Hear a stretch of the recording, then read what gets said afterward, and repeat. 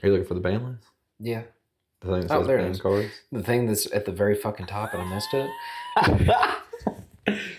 Wait, see, you can actually click on it. Well, oh, shit. All right. Chase learns how to use technology. There's our intro.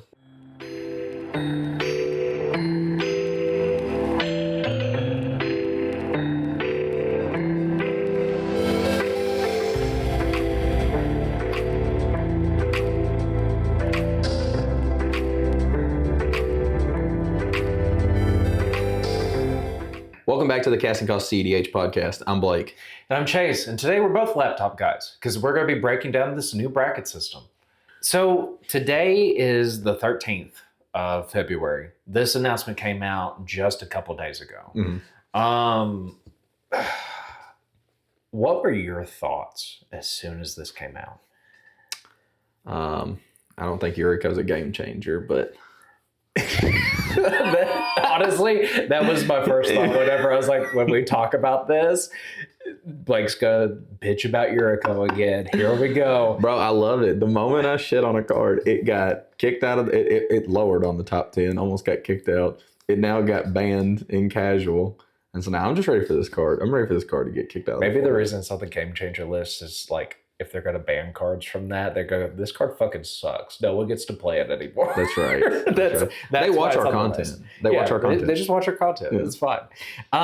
Okay, so this announcement came out a couple days ago, and for those of you that might not be fully aware or haven't been keeping up with EDH, the new committee just recently came out with what they are planning on doing, trying to do this beta testing and implement this bracket system. And so we have kind of these 5 different tiers. So let's kind of start there before we get into some of the other stuff that we've just kind of mentioned. So we have 5 tiers.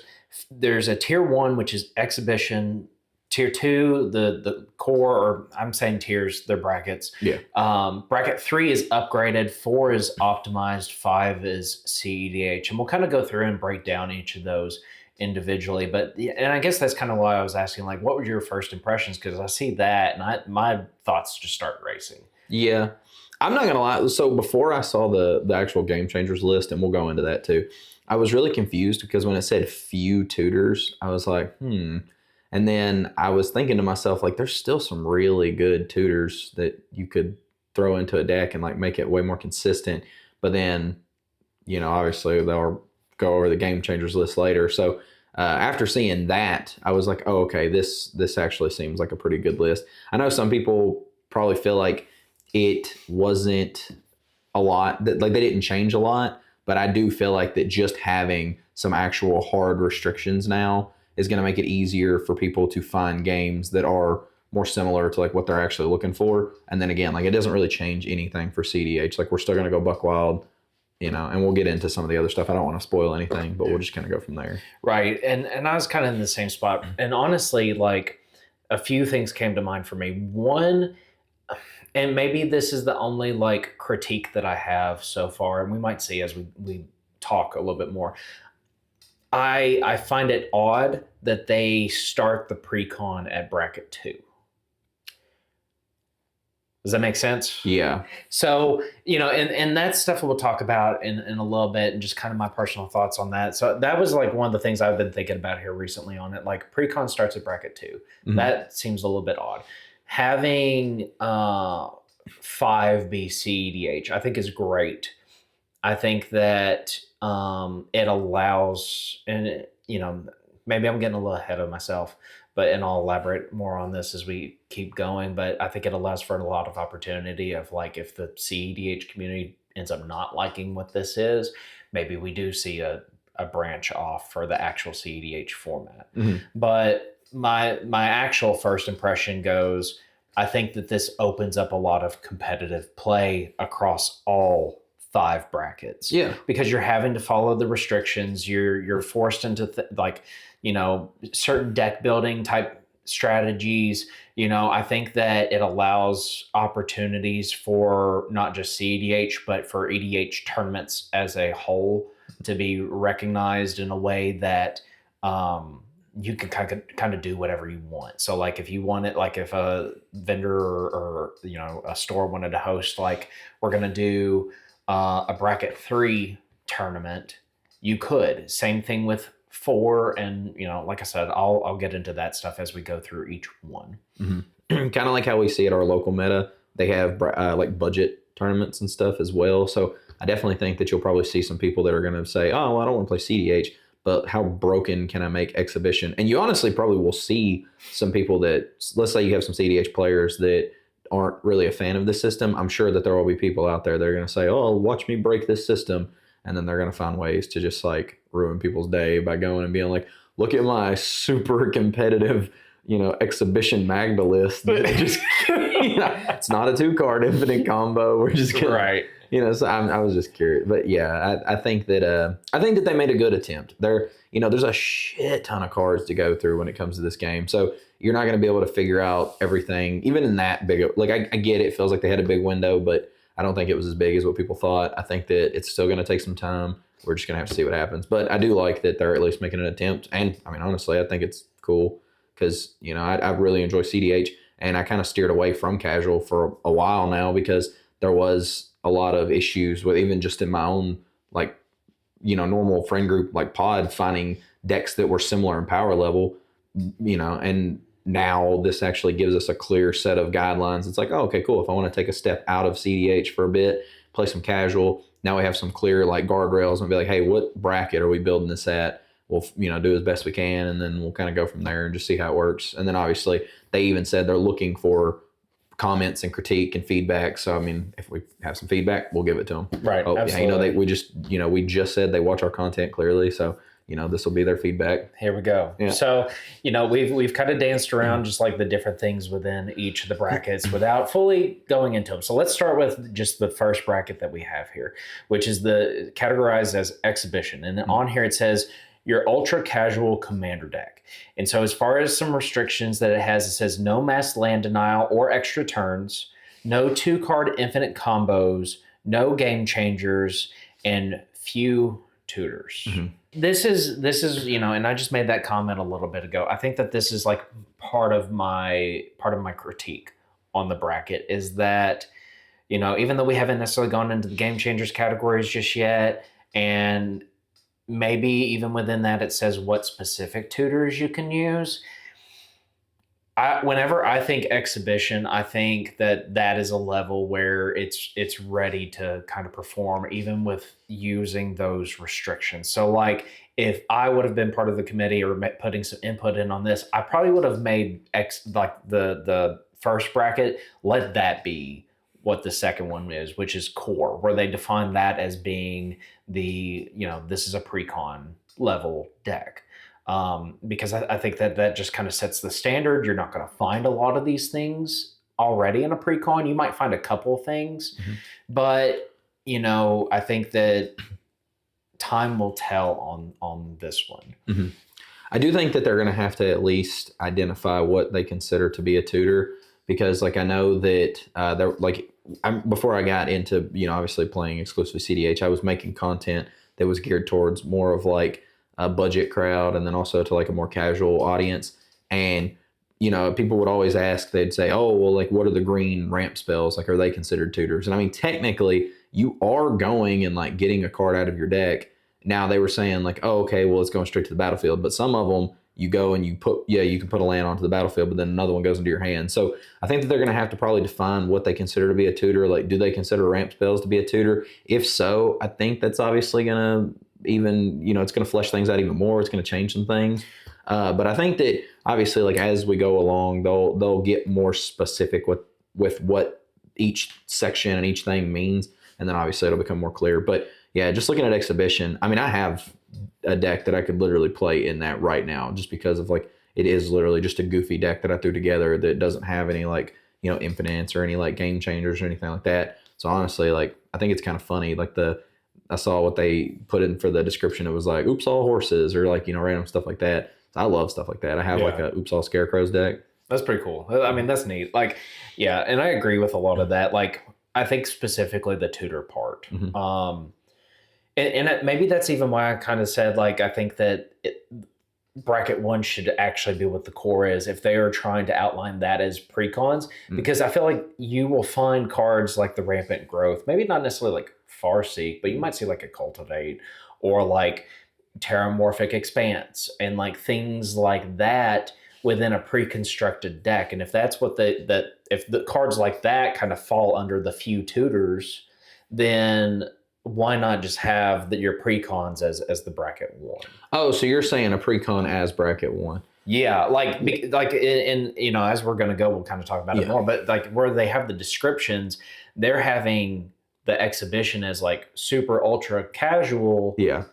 But sometimes the super ultra casual decks are slightly better than precons.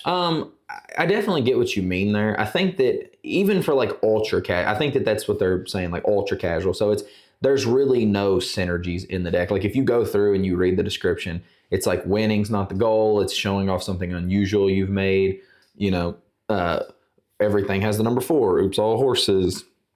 Villains yelling in the art. So like they're actually taking stuff that has like almost no synergies and they're giving it its own little category, because like some people do that. Like they go, oh, like there's hats in every single art. There's no synergy to the deck. It's a terrible deck.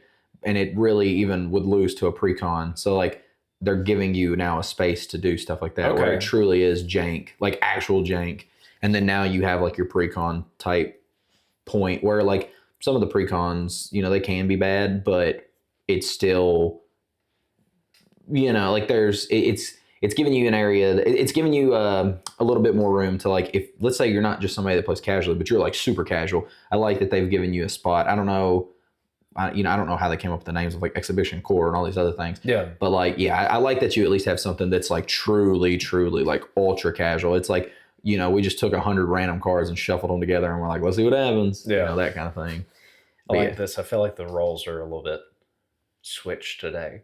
Really? Where you've said in the past, like, informed opinion, not so informed. Oh, yeah. But now that you put it that way, like, that makes a lot more sense to me. Because, and maybe this is kind of like a thing about me, like where I am used to playing in the more competitive things. I don't think of it like the game as a whole in that kind of mindset, and I like, and so maybe looking at these brackets, and again, we'll get into the descriptions and things like that here in a second for the later ones. Like I'm used to playing somewhere between the 3 to 5 range on this. So putting it in the terms of just like the nonsense, not as synergistic type things, that makes way more sense. I don't even know if you're playing at a 3, like most of the time what I'm seeing. I don't know. I would say you probably are even like 4 to 5. Cause like, I think the gap even between like 3 to 4 is like pretty big, right? In my opinion. Right. So, I don't really have much else on 1. That was just kind of my initial thoughts on that one. We'll talk about the game changer stuff here in a second as we get through each of these brackets. But I think we can move on to the second one. So bracket 2, core. The description that they have on this is the average current pre-constructed deck. No mass land denial. So whether it's destruction or winter orb type things or stuff like that. No chaining extra turns, no 2-card infinite combos, no game changers, few tutors. So it's almost the same as the 1. It's at least close enough. And I happen to be thinking about this after you mentioned how sometimes the pre-constructed decks could have a lot more of the synergistic stuff and can sometimes like outpace and outperform the ultra casual side of things. I think something to take into consideration with this, sometimes they print new cards in pre-constructed decks that end up being really powerful and can shape the format, dockside. And so I think that maybe that's that, looking back and thinking and just trying to think, okay, why did I critique it that way? I could almost understand it from even that standpoint on why they would put the precons up just a little bit more than the ultra casual as well. Yeah.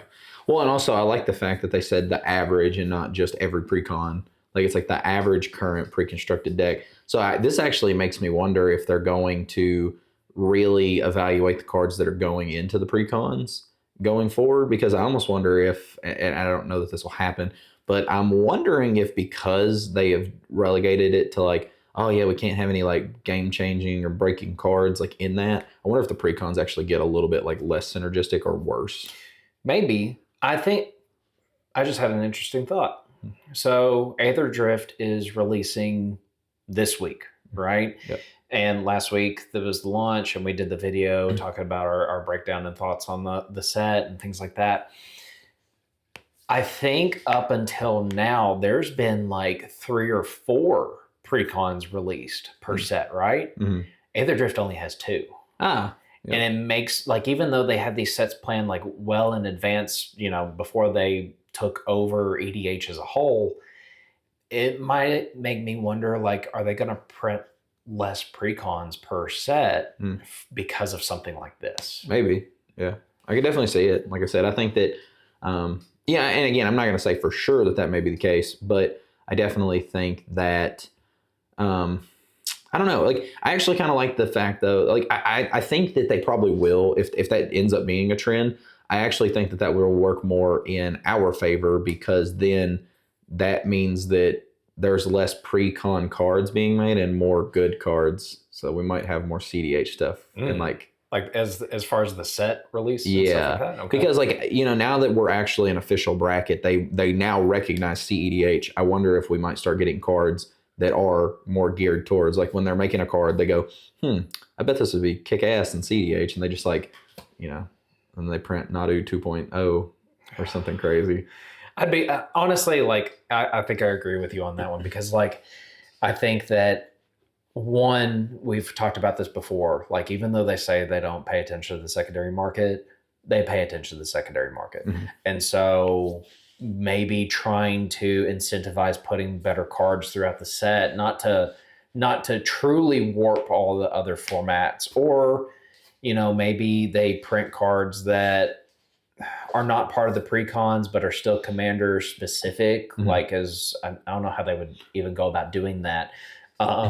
But I definitely agree. I think that if they can appeal to both the casual and the really competitive side of this format, they're going to make the money. Mm-hmm. And so I think what you said just really incentivizes them to look at each thing that they're printing and going, okay, how is this going to fit? And how is it going to shape whatever meta or whatever bracket we want to make sure it fits in? Yeah, no, I agree. I also think that it's cool now, though, because now that they're paying attention to these formats like us, there's a chance that we get reprints for those formats. So, like, we may actually end up having some really cool reprints of cards that normally are very outside of people's, just, you know, because like they're not printed as often. Like, maybe they're way outside of people's price range, but all of a sudden we see some like Zero Rocks get printed, like reprinted, or we see, you know, a One Ring reprint. But like, obviously, I don't know how long they can use the One Ring, like, you know, name, because I don't know how long they have like rights to like the whole Lord of the Rings stuff. I think they get like a 2-year window that they can print stuff like that. But I wonder that, you know, like, it might be cool. Like, maybe we'll get, you know, an Orcish Bowmaster type reprint, but it's like a reskin almost. Like, you know, Rick Steadfast Leader became like that other whatever card. So then maybe it'll be something similar to that, where it's like, instead of Orcish Bowmaster, you get, you know, Elvish something, and it's something to do with bows, and then it's the same card, same concept, or, you know, I don't know. But right. Yeah, I just found that interesting. I mean, yeah, I have no rebuttal or anything to that. I think that'd be cool. I think that maybe to some extent, like, maybe try to incentivize players that are trying to play at a higher end to just spend money on precons, because if they put those cards in precons, like, obviously at that point they're not going to fit within bracket 2 probably. But it is a more cost-efficient way for the player that really just wants the single to go, okay, I got the single, but now I kind of have this deck that I can maybe edit and tweak a little bit, so that way I can be competitive in these other brackets then too. Yeah, no, I agree. So I do think the one thing that I did want to point out, I find it fascinating that they said no chaining extra turns, because like I'm curious. I don't know what precon would probably do that, but I'm sure there's like some crazy artifact precon or something that has a way to like chain extra turns or something nutty. But I just thought that it was interesting that one says no extra turns and the other one says no chaining extra turns. Well, you know what extra turn commander came out of a precon, right? Was it Narset? No. Or well, no, Tivit. Narset cheats this. Oh, Tivit was a precon? Yeah. Wow. Tivit's a precon card. So I think that might be in particular why that's there. Really? Yeah. Because if you think about it, like the bracket 2 is like anti-Tivit. Like no chaining extra turns, no 2-card infinite combos between Tivit and Time Sieve, like like things like that. That's actually really cool. I did not know that. So yeah, that's got me excited. Yeah.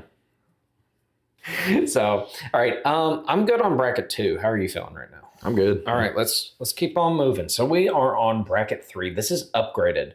So it has it described as beyond the strength of an average precon deck. Mm-hmm. And the restrictions for building are no mass land denial, no chaining extra turns. There could be late game.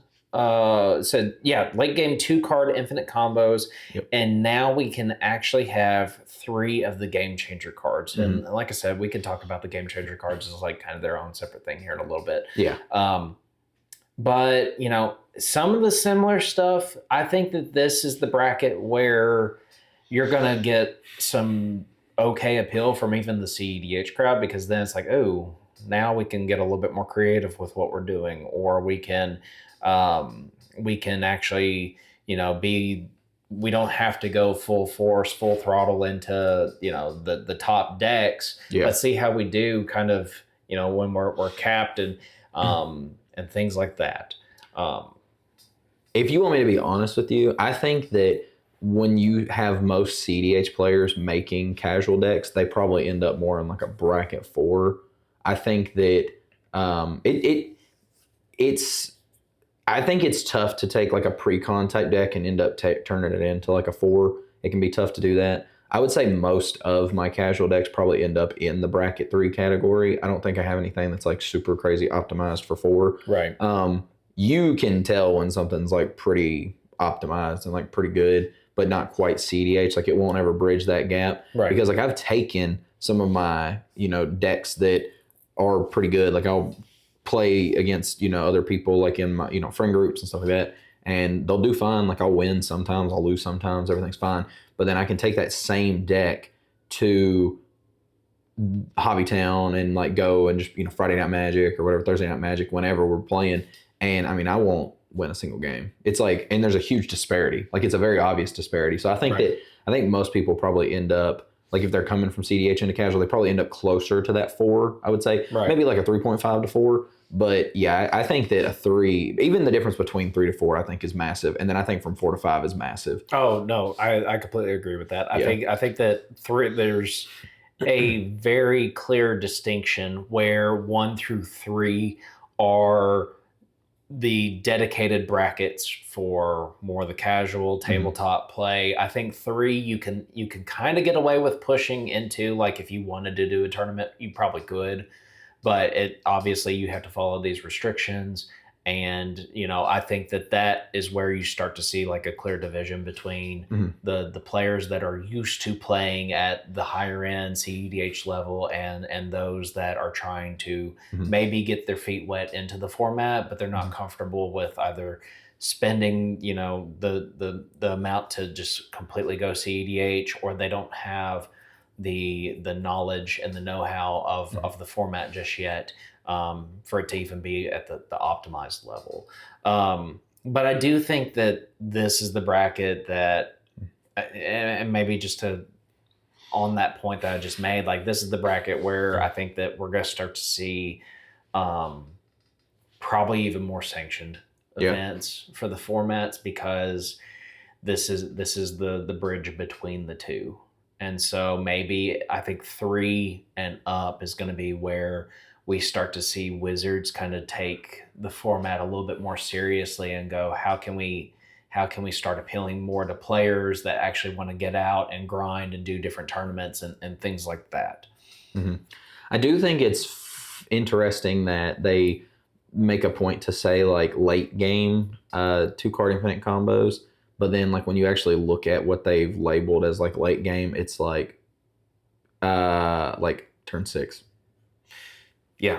So I find that very fascinating because like I feel like whenever I do play casual games, they tend to they can go kind of late. You know what I mean? Like Right. I mean, I've had games where, you know, it gets to like turn like 13, 14. I think even, I don't know, MTG Goldfish, they actually looked at all of their videos each season that they put out, and they have found that their games are actually ending earlier and earlier as Magic has progressed. But even then, I think on average, they're getting to like turn 10 or 11 or somewhere in there. So I just find it interesting that they say like turn 6 is late game. But, you know, I would consider turn 6 to be like late game for, again, like us. Yeah. You know, like cEDH would be like, right. You hit turn 6, you're like, what is happening? Well, and I think that this is going to be a bracket that they're going to have to flesh out a lot more. Yeah. Because they say that, and then, you know, say if there are events, Yuriko's a game changer. I know you don't want to talk about her for a second. I don't care to talk about her. You don't ever want to talk about her. I'll talk about her. Talk shit about her. That's right. That's what I was going to say. But like, Yuriko's put, and like I said, we'll get into it in a second, but like Yuriko's part of the game changers. That you run that in the command zone, you have a 2-card combo with Thassa's and Demonic Consultation or Tainted Pact. Like they're going to have to really ensure like preventing those type things from just ending the game abruptly. Yeah. Well, and it says the deck should not have any 2-card infinite combos that can happen cheaply. But if you think about it, that's not even an infinite combo. Well, technically, I think what they mean by infinite combo is like something that essentially like wins the game. So like something that would go infinite technically would be like, I don't know, I can't think, like Kennen Basalt. Well, not even that, because I mean that doesn't necessarily like win you the game. You would have to, you know, like have the Thrasios technically. Right.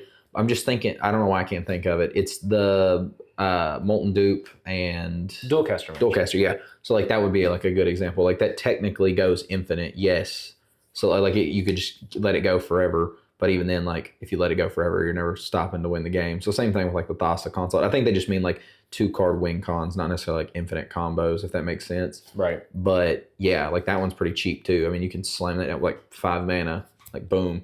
So I think that what they probably mean is that something that's going to be, I'm assuming the reason they're distinguishing turn 6 is because they probably want it to be like a 6 or 7 mana combo or more, somewhere in that range, if that makes sense. Right. You know? Well, and maybe this is kind of another thought too. I think that for each of these brackets, you know, we're probably going to have to see like some kind of separate ban restricted list for each one. Mm-hmm. You know, because for example, in order to make sure that the game at least gets to turn 6 or 7 and you can actually do those combos, bracket 3 might ban the fetches. Yeah. Like that's something that often speeds up decks because it filters. You see other formats like Pioneer and like banning fetches just to ensure that the game does progress in a certain way. I think they're going to have to do something like that in order to ensure that the bracket is maintained the way that they're thinking about it. Oh, I think that if you look at most casual decks, I would say the most expensive part, if they have like optimized something, it's their mana base. Yeah. It's insane. Like you'll look at a deck and the deck will literally be like, everything else will cost you like 30, 40, 50 bucks. And then you'll look at the land base and it's like $300 land base. And it's like, why? Well, I don't understand why your deck is $350 and 300 of it's the land base. Like, it's okay. You don't have to have the fetches and shocks for everything. Like, it's okay. Right.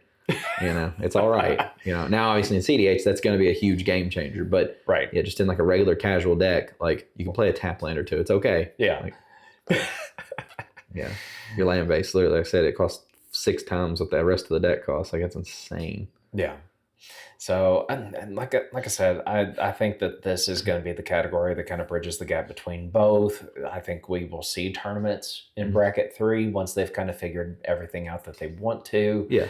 I think it's a strong bracket. I think it's a good bracket for again it being like right there in the middle.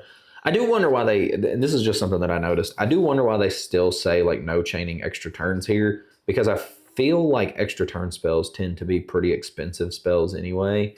And I don't really know how you would be chaining extra turns consistently at that, or like that wouldn't be considered a late game 2 card infinite. You know what I mean? I don't know why that specifically is mentioned in there. We're just gonna blame it on Tim. Well, yeah, but I mean, even him, he's 6 mana. I mean, so by then you're hitting turn 6. Yeah, technically, and then time thief. I think if anything, maybe this kind of makes a little bit of sense whenever players are doing that. If it's not a definitive win, it's making it harder for the game to progress in a way that if they do decide they are wanting to try to use some of these brackets, like again, bracket 3, I've already said a couple times, like I think that this is a good bracket for even tournament play. They're going to have to do something like that to make sure that we're fitting within the actual time and limits within the rounds. So I could see that as even a reasoning why they're including the no chaining extra turns, because they want to make sure the game is still progressing. Yeah, I do think that one thing, and before we get into optimizing cEDH and everything else, I do think that one other critique that I have as far as like 1 through 3 goes, I definitely think that they could probably make a distinction as far as like the commander itself, since it is a resource that's just like readily available. I think that it would probably be pretty important to say, like, you can't necessarily have a value engine on a stick stapled like in the command zone, like things like a Timna or even something like Magda that makes a lot of treasures and stuff like that, because that is one thing where I've noticed that decks will pull away. We will build decks that look similar, like me and my friends, and like my buddy Jacob, he's really good at building casual decks. Like he does a really good job. Plus he's just good at playing, but he's good at building casual decks. And a lot of times he'll build stuff.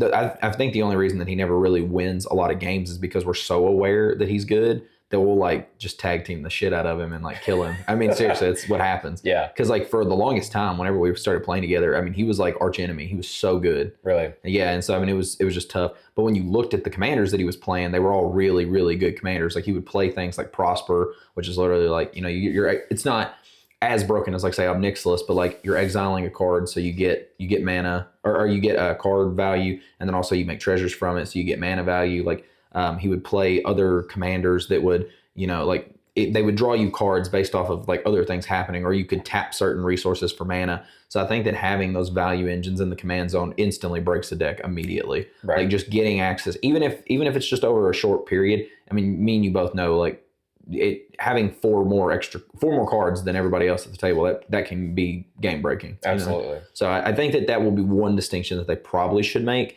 or maybe they can leave that for upgraded. Like, hey, you can have value commanders in there, but no value commanders in like 1 or 2. You know what I mean? Right. Yeah. So, I mean, other than that, I got nothing else on 3. I think we're good for. Do you want to combine 4 and 5? Not really, because I think there is a little bit of a distinction, unless you want to, just for time's sake. I think there's enough distinction, but you know they're both kind of labeled the same in a way. That's fair. Yeah. So at bracket 4 we have optimized, and so it has high power commander. It's time to go wild. That's what's in the description there. No restrictions other than ban list.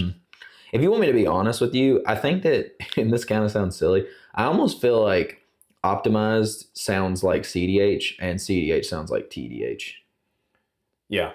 If that makes sense. Yeah. No, I agree with that. And that's why I was like, should we just kind of combine them? Yeah. Yeah, we can do it. Yeah, why not? And so what I initially thought whenever I saw this, I was like, why the fuck is there no difference? But then I really kind of started thinking about it, because in bracket 5 for what they have is the cEDH.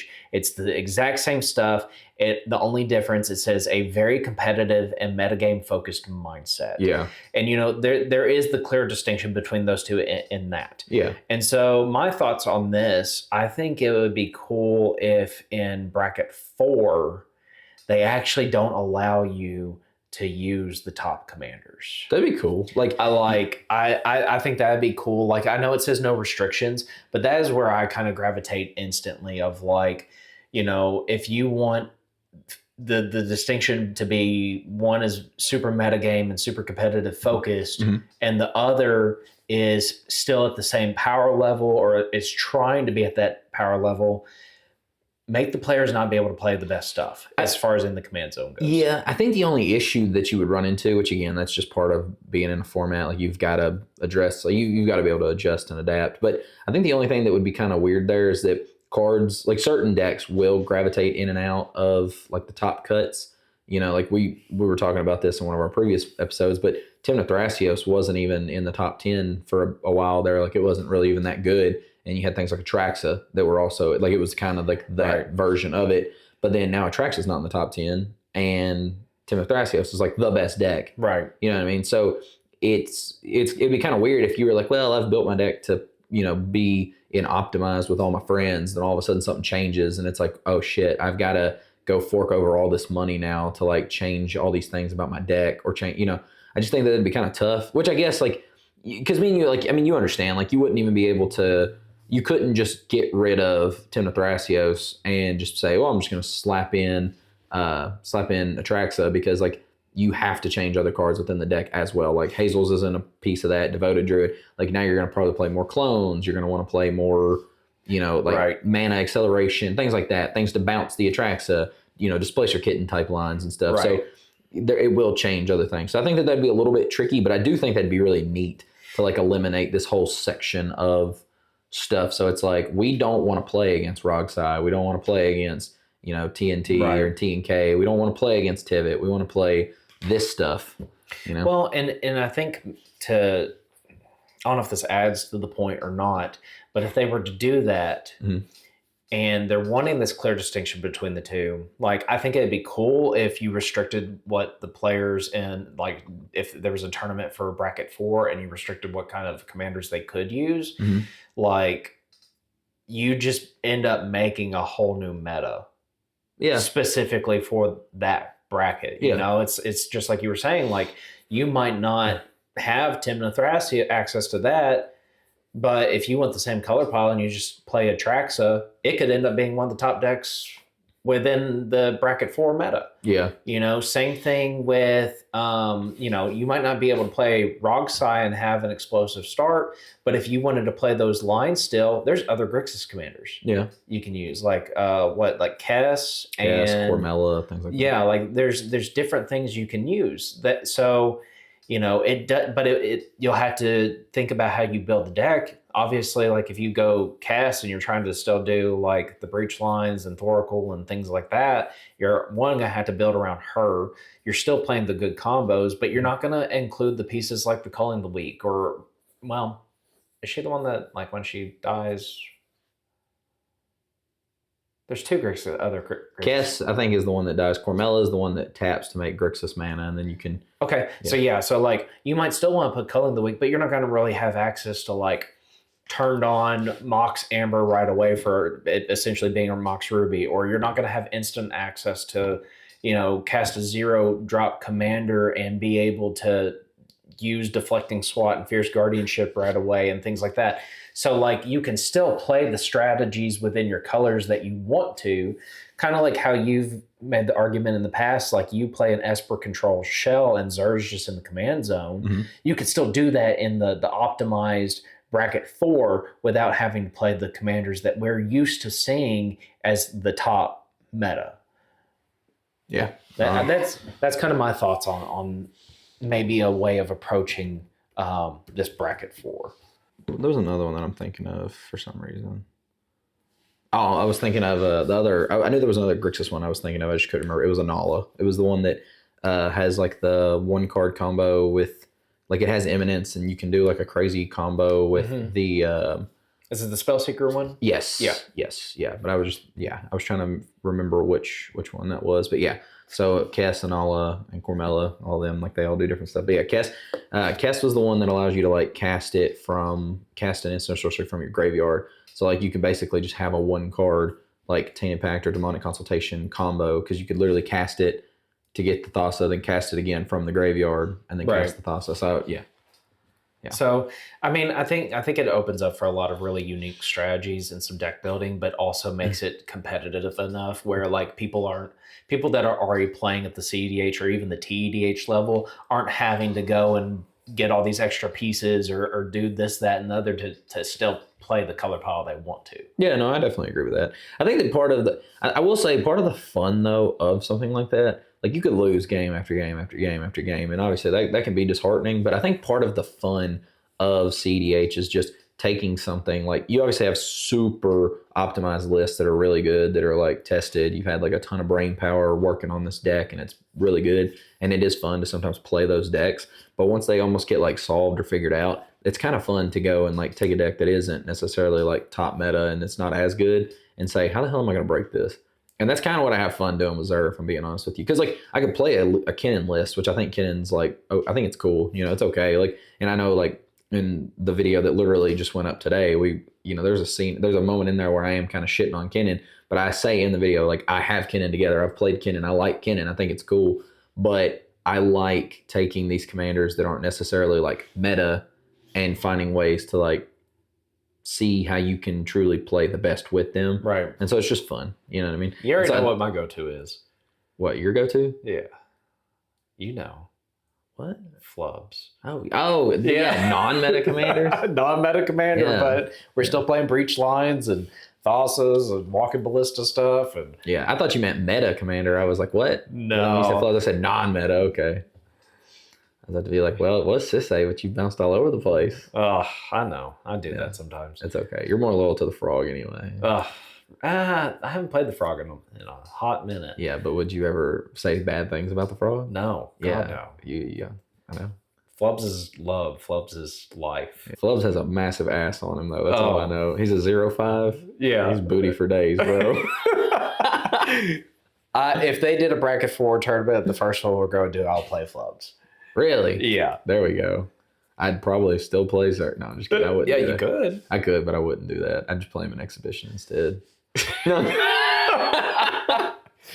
So, I mean, kind of with some of those thoughts, though, like, do you have anything else that's like a clear distinction between the 4 and the 5 categories then? The thing that I think is a clear distinction between them? Yeah. I think the biggest thing that they touched on is probably mindset. I think that there's a difference between sitting down with a deck and saying, I want this to be the best possible deck that's going to win versus like, I mean, some people even in cEDH, like nothing against them, but like some people are not even focused on fun. Like they just play the deck and winning is fun. So like, I think that for them, no, like I definitely think that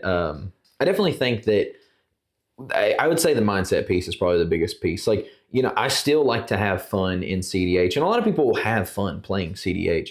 Like it is fun. It's fun to have all the like the stack interactions and see all the crazy stuff that your deck can do and see the crazy stuff other decks can do and see what's possible within like a certain, color pie and shell and all these things. And also like, how can you break this commander? I think all that stuff is really fun, but you're going into it with the idea of like, I want to win in this game. Like that is the goal here. So even if I have to like, not necessarily play it what would be the most fun, I'm willing to sacrifice this funny play for the most optimized play. Whereas in optimized, you may still have a few pet cards in your deck. It's still really good and it's going to be a really good list, but you may have a commander where it's like, I would say a really good example is there's the dude that plays at Hobbytown and he has the Nicol Bolas deck. You know what I'm talking about? Jake, yeah. Yeah, so exactly. Like he plays Nicol Bolas. It's literally just there to like eventually get to a point to where it wheels, right? And then you can't draw any of the cards because like you've already probably drawn something. So he wheels you and then you draw no cards and then he just beats your ass with Nicol Bolas. Yeah. And like that's the deck. That's not a super optimized way to play the deck. He has access to the Thassa and the Thassa consult lines, but he doesn't play them. So like for him, he still wants to win. Like his goal is to win, but it's not necessarily with the best stuff. He's like, he's willing to sacrifice that little piece of it. Whereas like, I'm never taking that fucking combo. As long as it's legal, that's not coming out of my deck because it's a 3-card win con and I'm going to play it. Right. And I'm sure there's a lot of people that get tired of seeing like, Thoracle win, like, ETB cast consult. But guess what? I'm the one, sitting at the top of the list. There's a reason that, Josh down here, us up here. No. Although he plays Thassa and Kennen, so maybe if he can just splash black, he'll be fucking jamming. Oh, that reminds me. Let us know in the comments if you think Thassa is good in Kennen or not. Let's get a discussion going about that because I think it's just dog shit in that deck. Yeah. But he chooses to do it. If you think it is, you should switch to Yuriko. Okay. Oh, and I feel like you're gonna be disappointed in me a little bit. I've been playing a lot of Blue Farm here recently, just for the sake of the Thassa's combo, because there are times where I just want an easier win. I'm not gonna be. I think Blue Farm's a good deck. I've told you. I mean, I was almost dick riding Blue Farm the other day because I can't. I'm not a big Thrasios guy. I mean, maybe there is something to that. I don't know what it is, but I just don't like 2-mana commanders. Quit taking the easy way out. Cast a 5-drop. Oh my god. So I mean, other than that, I ain't got nothing else on the brackets. No, I think that we honestly hit everything that we had to say on that. And I think it was good. So let's kind of move on. Let's look at this Game Changers list. So these are the cards that they've narrowed it down to 40 cards for the time being. They said that it's not going to be a specific number, anything like that. But these are cards that, especially in bracket 3 and up, people are allowed to kind of pull from. These are cards that the committee has kind of identified as things that really kind of shape the game or how the game goes. They've also kind of indicated like, hey, this is a little bit of a watch list. Well, I do like the fact that they mention that, because like if you actually read like list of game changers, they say it's kind of it's like a half step to be able to notch the cards up but not ban them, and future unbans will likely go on the list to ease them in. So I actually like the way that they handled this. It's, you know what I mean, like it's for us in cEDH, like a lot of these cards are not a problem. You know what I mean? Like honestly, I don't think any of these cards are a problem for any of us in cEDH. I don't think that there's anything wrong with any of these, but I would say in like the casual sense, they have a lot of issues with a lot of these cards. And honestly, I still even feel like this list is a lot like the ban list is, in a way where it's like they aren't necessarily going to just go through and ban every single card that they think needs to get banned. You almost have like, I forget the word that they use, but it's almost like a staple ban. Like it's like cards that are similar to this, like things like the Coalition Victory. It's not necessarily that it needs to be banned, but cards like this that just win you the game out of nowhere should not be in your deck. And that's kind of what they're saying. So I think that this is almost in that same way. It's, for instance, well, I mean, we'll go into the list, but we'll go into the list and then I'll say what I'm going to say when we hit that point. Yeah, and I agree with you on that. I feel like the list that they have for these, like, I feel like it's pretty lenient. Yeah. I feel like that, this is a good starting point to the comment that I made earlier of they might have to find if they solidify things and they find the system that they're wanting to, because we're still in the beta stages for this. Like this might be the list that they go, okay, this is how we develop like a ban and restricted potentially for each bracket, maybe. Yeah. But I felt like at the level of play that we're trying to play at and what we're trying to push for the channel and things like that, I don't see any of these cards being a major issue. I think this is mostly for those that are going to consistently play somewhere between 1 and 3. Yeah, no, I absolutely agree. So let's start with the white. So let's start with the white cards that they have listed within this. So we first have Draenith Magistrate, Enlightened Tutor, Sarah's Sanctum, Smother and Tithe, and Trouble in Pairs. Yeah. See, I actually kind of think this is silly. The one card that really didn't make a lot of sense to me was the Trouble in Pairs thing, because they said in a lot of their lower tiers that they didn't want people chaining extra turns, and this is literally a card that stops extra turns. Right. So I just thought that was interesting. I think part of it is like, it's a piece that potentially kind of slows down the game, especially at the 1 through 3. I don't see this card being it's only going to be at 3, but where in a way it's kind of like how Crom and Lotho and things like that, like it makes the other players very aware of, okay, I have to make sure that I am not doing certain actions to make sure that the person that has this card isn't getting such a big advantage over everyone else that's playing in this round. Yeah. Draenith, it's annoying, but it's not a problem sometimes. Like sometimes, even at the cEDH level, you want to see a Draenith get slammed down because it's stopping someone from a win attempt. Yeah. Enlightened Tutor, again, I think that just kind of goes back to the tutor argument, or what we were talking about earlier of like this can grab a Rhystic Study or the Smothering Tide that's on this list and things like that. I think the reason that it specifically is on there is that it is an efficient tutor. It's a 1-mana tutor that, you drop it very early and it allows you to get ahead early, whereas like some of the other stuff isn't necessarily that same way. Like there are other tutors, like even in like Black, there's tutors that are like 4-mana tutors. Right. They're not really that great though. It's a Diabolic Tutor. Yeah, I think so. 4. Yeah. Yeah.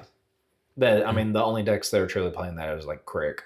So Crick plays that in cEDH. Sometimes because they can pay the life. Oh yeah, the cost, and it is basically that makes sense at that point. Smothering Tide is annoying, but if you're trying to play around it, like it's not an issue. Or if like only time it's truly an issue is like if there's a deck that's really synergized around it, like Sisay at times. But like even where I've been playing Blue Farm recently, I've resolved a Smothering Tithe, and sometimes I'm not really like getting that much farther ahead because if I have a hand that's almost dead at times, the treasures are just sitting there. I'm not sinking it into my commanders. I think the big, and like this is, we can get into this, like we'll finish this list obviously before we go into like a crazy, thing. But just looking at the list as a whole, like I was kind of reading some of the other cards while you were going through like just the white cards, and even in the white cards, I kind of think it's to me it's funny because I've said this before, and I don't think there's anything wrong with wanting to play casual. Obviously, like that's totally fine. The format was built around this like that mindset of play, and that's totally fine. I just think that you can go almost a little bit too far. I think that it's okay, again, if you just want to grab 100 cards randomly and shuffle them up and want to be a legendary creature, as long as it's, fits the rules of Commander and you're like, cool, this is what we're doing. Like, I think that's totally fine. I think stuff like that's awesome, honestly. Like, it's cool to see that stuff happen. But I almost think that, to me, it's a little bit weird because it's almost like they don't want people telling them what they can and cannot do. Right. But it's kind of funny because then now this thing is telling you what you can and cannot do, but like people are for it. You know what I mean? Like, right. Like I've always said this, and it's not true for every player, but I feel like a lot of casual players don't actually want to play a multiplayer format, even though they like it because they're hanging out with their friends, but they don't really want to play a multiplayer format. I've always said what they really want is they want to sit down with like 3 CPUs, like computers that are all set to like easy mode. You know what I mean? Or they can adjust the difficulty. Right. Like when things get a little too hard, you're like, oh, let's turn you down to easy. Because like they want to be able to do their thing, and like they don't want to necessarily be stopped. So if your job was like, if your goal was like, I'm gonna cast my commander, but then somebody slams a Draenith, you're like, great, I'm not getting to do my thing. Or if you're like, I'm gonna cast my commander and somebody counters it, then it's like, great, I'm not getting to do my thing. And it feels like a lot of these cards are things that just say like, no, you can't do that. Yeah. So, and not that that's wrong, okay, because I get it. It's like, it is more casual. But I just think that, I also think that just like from a cEDH perspective, there were a lot of people that got very upset when cards got banned, and we're in a format where we say like, there really shouldn't be any feels bad. And honestly, if you're getting a feels bad moment, you probably need to look internally. Like, you probably shouldn't be playing the game. Like, if your commander gets countered and you get upset, like, and you're really, really frustrated and you're like wanting to like argue with this person, or you're scooping up at a table, you probably need to look internally and say, I probably shouldn't be playing this game. I probably need to go see Chase. Like, honestly, like that's, I'm just saying. Fair enough. But at the end of the day, I think that this almost is kind of that same way. Like, you're rewarding people for being upset about things. Just like, you wouldn't want to unban certain cards because like people made a big fuss about it, and it was very, they said a lot of really mean things. So you don't want to obviously unban that stuff to encourage that kind of behavior. But it's almost like the same way. Like, I wouldn't want to just completely ban everything because it encourages people to like cry and bitch and moan whenever they're not getting their way and like something happens. Like, you have to find this weird happy medium, which I still think that this is great. But I'm just thinking that like, if you're having an issue with people interacting with you at a table, you probably shouldn't play this game at all, because even in like 1v1 formats, it's going to happen. That's the whole point of it. You know what I mean? So you probably need to like reevaluate what you're doing. You probably should like be a PC gamer instead or something. But again, like we'll go back to this. I didn't mean to cut that No, you're tangent. good. You're good. You good? Yeah. No, I'm good. Yeah. I was just looking. I was looking at the list of all the blue cards, and I was like, Well, yeah, and we're gonna get into the blue next, and then, like this is the color that mostly tells people no. So, we got Psych Rift, Expropriate, Force of Will, Fierce Guardianship, the Rhystic Study, Thassa's Oracle, Urza Lord High Artificer, Mystical Tutor, Jingataxis, Core Augur. Yeah. Now, I get why Mystical Tutor is on here, but that's usually the first tutor I even cut for most of my decks as is. But like, I think that they really took a look at blue here and it's just like, what are some of the problem cards? Yeah. People have consistently talked about Rhystic Study being an issue within the format. They put it on the list. You just made the case in point on like people kind of getting upset about like either wins getting stopped or like taking things too personal at times. They put both Force of Will and Fierce Guardianship on here. Yeah. Like the Psych Rift, sometimes like being almost too powerful depending on the situation. Like even in cEDH sometimes. I don't necessarily want to say too powerful, but it can really sway the game. Yeah. If it resolves. Well, I think the reason that they probably cut it in casual, it goes back to this idea of like you're doing something without finishing out the game. Like you set everybody back and then nothing happens after that. Absolutely. And again, like I think that the difference there is not that Cyclonic Rift makes that happen.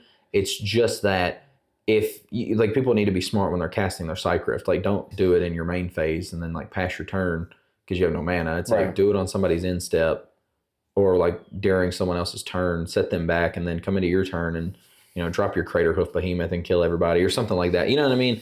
Like to me, that makes more sense. It's just like the play pattern of it. But like even then, like you don't see the 1 mana like exile card, like Path to Exile, Swords of Plowshare. Like they're very efficient removal, but you do see something that technically could be very efficient removal, like a Cyclonic Rift on here. It just seems odd.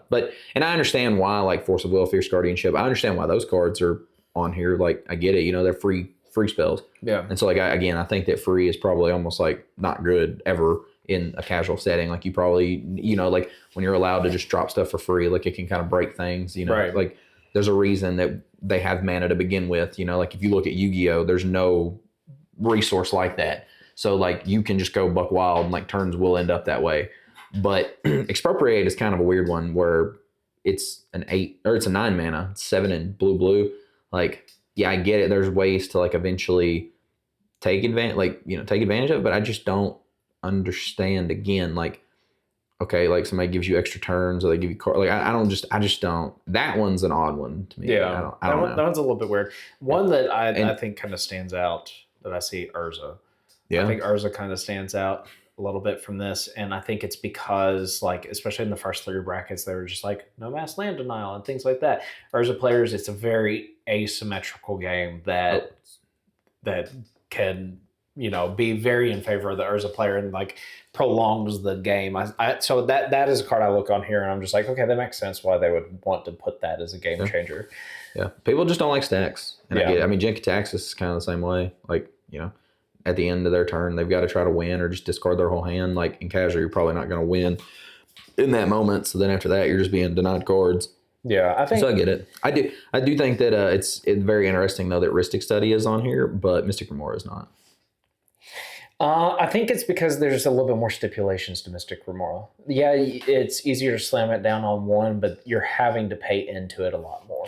On that, I kind of agree with most of the stuff on the blue list. And there's other options that people could play. Like even if they don't want to do the free counters, there's enough other free options that they didn't include on this list, like Daze and like Force of Negation and like things like that people could still play and still be, again, like the deck construction side of things. If they want to be like take a bracket 3 and try to make a competitive tournament out of it, they still could. You're just not, again, at the optimized level or at the cEDH level. Yeah. So moving on. So we are at the black cards. So we have Bolus's Citadel, Demonic Tutor, Imperial Seal, Opposition Agent, Turgid, God of Fright, Vampiric Tutor, and Ad Nauseum. Yeah. I do the same thing. I just think it's interesting that Necropotence isn't on there. Maybe it's kind of like the same thing I was saying for the Mystic Remora then, because like with Necropotence, you have that drawback where you're paying all the life into it. That's the only thing I can kind of see. I mean, ad nauseum.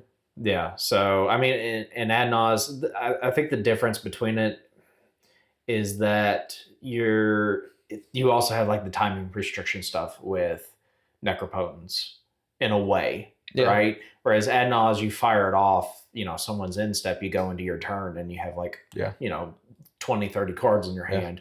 So well, same thing. I'm surprised that we don't see like Peer into the Abyss on there. The mana cost, maybe. And not as many decks are running stuff like that anymore. So I don't know. Target, I understand from a casual perspective, why that would be on there. Again, it's one of those cards that kind of prolongs the game and people don't want their shit stolen. Yeah. So other than that, again, if they're trying to limit tutors, just as much as we made the argument for like some of the free counter interaction, if they're trying to limit the amount of tutors that can be in the deck, I think Demonic Tutor, Imp Seal, and Vamp are all great choices for, you can only really pick one of these, so which one are you going to go with? Yeah. So even in the bracket 3, trying to limit some of the consistency of the decks to make sure the deck is maintaining the pace that the bracket is designed for. So I think that's still, those are all great options for those brackets. Yeah. You have anything to add on? No, like I said, I think black is one of those cards one of those colors where like it does add a lot of consistency to stuff. So I mean, it makes sense that there's going to be several cards for that on there. All right then. So moving on to red, there's only 2 cards on here, but I think that makes sense. Like our 2 cards are Jessica's Will and Underworld Breach. Yeah. Like Underworld Breach being one of the strongest cards in our format. Definitely the strongest red card we currently have. Jessica's Will, like it's not played in every deck at a cEDH level. Like it might see again in Rogsai or Rog Thras, sometimes in Blue Farm, like things like that. You're not always going to see it though. If they put Wheel of Fortune on this list, I think we'd probably have an issue for the bracket 3 people. So I definitely agree. Like, don't put that card on here because you want that to only be at the optimized and the cEDH level. You don't want to that. I feel like that's a card like if you're giving players access to both the Underworld Breach and a Wheel, they're probably going to pick both of those each time. Yeah, because Orcish Bowmaster's not on this list. Yeah. So and neither is Brain Freeze. Yeah, like someone could literally just go for the strategy of like Underworld Breach, Lion's Eye Diamond, and a Wheel at that point and just try to Bowmaster the table within the bracket 3, and some people win that way. Yeah. So I mean, I think that those are definitely 2. Like if they were out of all the red cards, especially since we said in the past, red seems to be the weakest color at the moment. I think those 2 are really good contenders on this list. I wouldn't include some of the other ones, like I said, with Wheel or I think that's pretty much it. No, I agree with you. No, I was just saying I agree with you. I don't think I don't think Underworld Breach is necessarily great in like a more casual build, but and also like I think that I don't see any reason why it'll ever end up in like a bracket 3 list, just because if you don't have if you have to use 2 of your game changer spots for it and the LED, you get 1 tutor. Like it's good luck, man. Yeah. It's a 3-card combo. It's freaking hard. So yeah. And let's go to green. So, green up until like what happened last year, green was, I think, considered pretty much the weakest color, and it has the second least number of cards on the list. So we have Survival of the Fittest, Vorinclex, Voice of Hunger, and Gaia's Cradle. Yeah. I think that, they all make sense. I get it. Like it's a tutor enchantment for creatures, pretty busted even in casual, because like, it's expensive as hell. It's a card. It's a very expensive card, but right. If you're playing it in a casual list, then more power to you. But yeah, it's a very creature heavy format anyway. So like just being able to go grab whatever, that's going to matter. Vorinclex is just a stacks piece. It just makes it to where your lands don't untap. So I get it. And then Gaia's Cradle, like it's It's expensive. So I mean, if you're playing it in casual, again, more power to you. Yeah. But yeah, it's same thing, same deal. Yeah. I don't see a problem with the green stuff. I understand why each one is on it, like survival. If you're trying to limit tutor abilities and things, like, you know, that instantly goes on there. Gaia's makes shit ton of mana. Vorinclex slows down the game.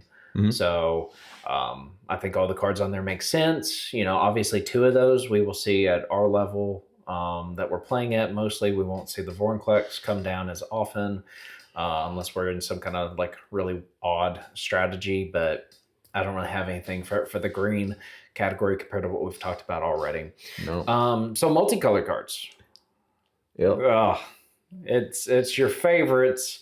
So we have Kennen Bonder Prodigy, Yuriko the Tiger Shadow, Winota Joiner of Forces, and Grand Arbiter Augustine the Fourth. Yeah. I thought we would honestly see more cEDH commanders end up on this list. I think it's funny that Grand Arbiter ended up on the list, and it's just a stacks piece. That's literally it. They're just letting us know, like, hey, no stacks. Yeah, I think just like how I mentioned with Vorinclex, Tergrid, Urza, like there's not really a card within white, even though Grand Arbiter has white in the color identity. Like putting these cards on lists for the sake of, hey, if your strategy is to stacks or slow down the game, we're telling you now you're going to be a little bit limited in it by putting these cards on here. Yeah. I guess maybe to kind of almost back up my argument for the Kennen, let me go into the colorless section. Okay. So we have Ancient Tomb, Chrome Mox, the One Ring, the Tabernacle of Pendle Vale, Trinisphere, Grim Monolith, Lion's Eye Diamond, Mox Diamond, Mana Vault, Glacial Chasm. So the reason why I wanted to kind of go through that list real quick and back up the support on Kennen, there's no Soul Ring, no Arcane Signet, no Thelwar Stone. There's no Basalt Monolith on that. There is no Talisman of Curiosity. There is no Simic Signet. Yeah. And you can still put, like if you run Kennen, you could still do Kennen, Chromox, Mox Diamond. Yeah. And you got all three of your game changers built into the Kennen deck. You have access to all those rocks plus all the dorks. Yeah. But it's missing its Thassa's Oracle. Sorry. But if you think about it, there's not really any of the other Kennen cards within both green, except for Gaia's Cradle. I was going to say Gaia's Cradle. I will say that. I will say Gaia's Cradle. But I think that you can still make Kennen really strong, even for casual in the bracket 3, because you still have access to a ton of rocks. You still have access to all the dorks that you want to. That's just kind of my opinion on that. I think that's why they put Kennen in the multicolored game changers, is because, if you're going to go into the Kennen plan, well, you ain't got access to as much of the tutors because you might want the rocks. You're still flipping stuff off the top. There's other tutors. We just talked about like the repurposing bay the other day. Maybe that's a way of getting extra use out of your artifacts, so that way you're getting the Basalt Monolith and being able to do stuff like that. That's not on the blue list, so you can include it into your list. Like, I think there's enough there that Kennen can be really strong in that bracket 3 category. No, I think that's fair. Yeah. I will say I had to read some of the colorless cards because I had no idea what the hell the Tabernacle was. I was like, what is this? But yeah, same thing. Stacks. Aside from, what we've kind of talked about today, like, I think most of the game changer stuff is fair. I think the way that they've set up the brackets, I actually, I like it. I'd like to see what other people's like reaction to it are, or how this is going to change. Cause like I said a little bit ago, like this is just in the beta stages of it. Like they don't have it fully fleshed out. This is just what their ideas are. I think it's a good start. I think overall that this is a step in the right direction in trying to push the format overall, whether that is you want to sit down at a table with your friends and play, or you're traveling several hours away and you're grinding and you're trying to, not necessarily make a living off of it, but you're trying to play the best that you can and come out on top. Yeah. So other than that, the last thing, and we won't get into it today, but next week we'll talk about it a little bit more. They did announce that they are going to be doing some unbans coming up in April. Mm-hmm. So with that being said, drop some comments. Let us know what you all think is going to get unbanned. So that way next week when we talk about it, we kind of have something to go off of, and we can kind of get what our opinions are on it too. Yeah. So other than that, thank you all so much for watching us today. And as always, Go play some cEDH.